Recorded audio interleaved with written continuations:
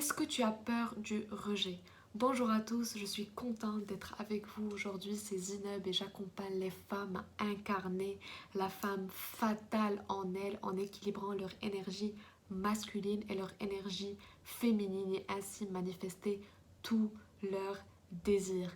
Pourquoi je vous parle aujourd'hui de la blessure de rejet?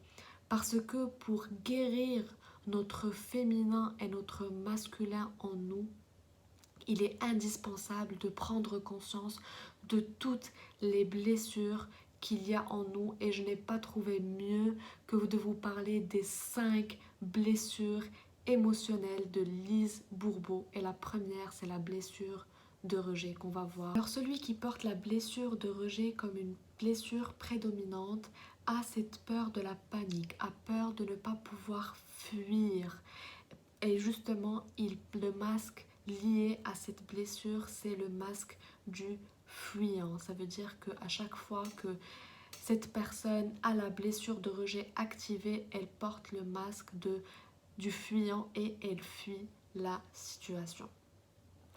Donc la croyance de la blessure, de la personne qui porte la blessure du rejet, c'est « je ne mérite pas d'exister ». Donc on est d'accord que c'est une croyance qui est vraiment très limitante et très profondément négative.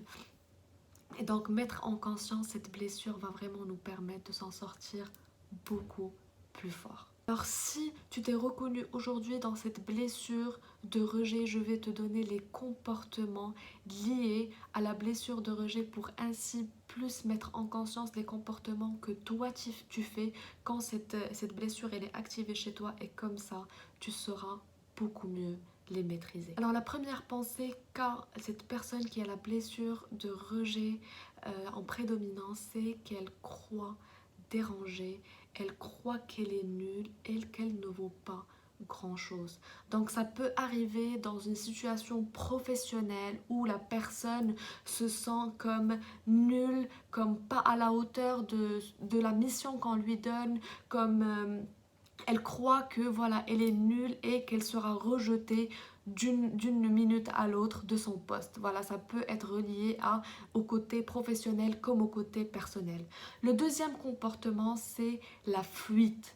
Alors cette personne, elle a développé beaucoup de façons de pouvoir fuir plus facilement le monde réel parce qu'elle ne s'y sent pas ancrée complètement. Donc ça peut être de la drogue, ça peut être de l'alcool, ça peut être une façon qui l'aide à un peu se fermer dans son monde et ne pas être en contact du monde extérieur.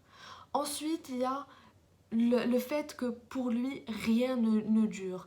Par exemple, si cette personne elle a des biens matériels, pour lui, ça ne va pas durer.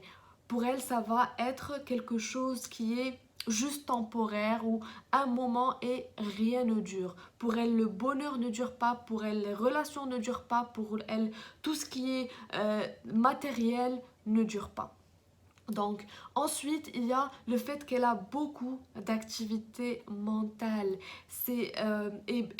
qu'elle croit que le fait d'être occupée c'est la seule façon d'exister. Donc beaucoup d'activités mentales, beaucoup dans le faire pour s'occuper, pour qu'elle sente qu'elle existe. Donc voilà en gros les comportements principaux qu'a une personne avec la blessure de rejet. Bien sûr, je rappelle qu'on a tous les 5 blessures avec des degrés différents, mais l'important c'est de voir les 2 et 3 blessures prédominantes, mettre la lumière sur ces 3 blessures prédominantes pour les maîtriser et en faire une force.